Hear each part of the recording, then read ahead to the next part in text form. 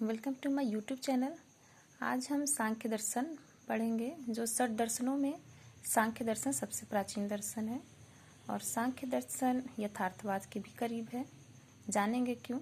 और सांख्य दर्शन को सत्कार्यवाद भी कहते हैं। कभी कभी क्वेश्चन पूछ लेते हैं कि सत्कार्यवाद किस दर्शन को कहा जाता है या सत्कार्यवाद किसे कहते हैं। तो सत्कार्यवाद यहाँ हम देख सकते हैं, सत्कार्यवाद किसे कहते हैं।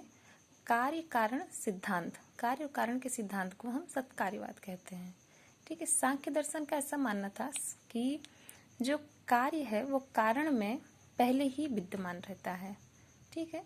जो कार्य है वो कारण में पहले ही विद्यमान रहता है। जैसे कि एग्जाम्पल में हम समझ सकते हैं कि जैसे कोई घड़ा है और मिट्टी है। ठीक है। घड़ा और मिट्टी, तो घड़ा क्या हो गया, कार्य हो गया, कारण क्या हो गया हमारा, ये मिट्टी हो गया। ठीक है।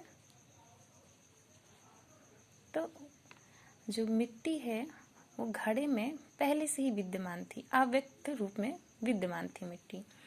तो यहाँ पे इसीलिए कहा गया कारण और कारण सिद्धांत को हम सत्कार्यवाद कहते हैं कि कार्य जो है वो अपने कारण में पहले ही विद्यमान रहता है। ऐसा सांख्य दर्शन का मानना है, इसलिए इसको हम सत्कार्यवाद भी कहते हैं। इसके प्रणेता कौन है?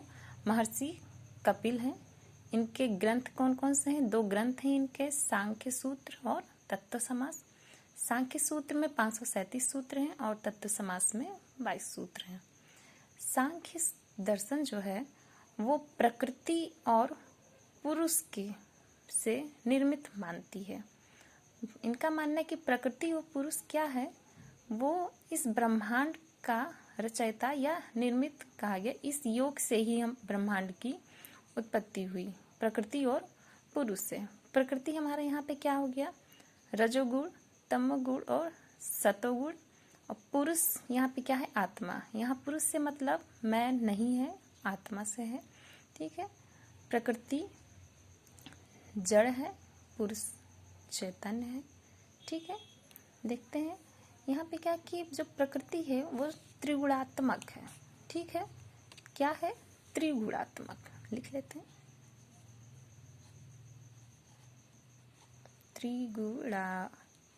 त्रिगुणात्मक है। और पुरुष हमारा क्या, त्रिगुणातीत है, त्रिगुणातीत है।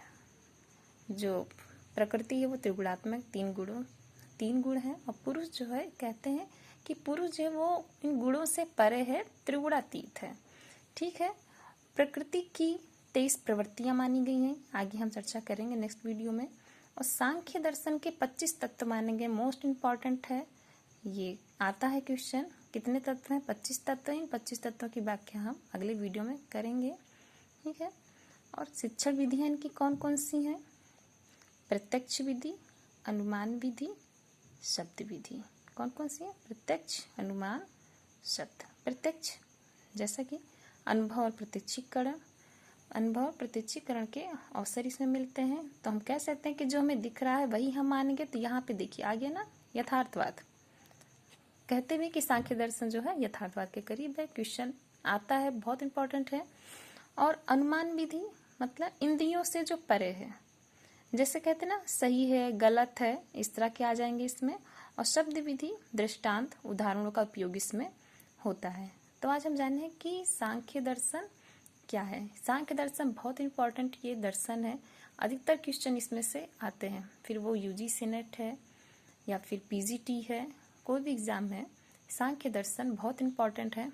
और आज हम यहाँ से एक नया भी देखें कि सत्कार्यवाद, कभी कोई क्वेश्चन आ जाता है कि सत्कार्यवाद क्या है, असत्कार्यवाद क्या है, सत्कारणवाद क्या है और असत्कारणवाद क्या है। आगे हम उन सब की भी चर्चा करेंगे, ये क्या है। ठीक है।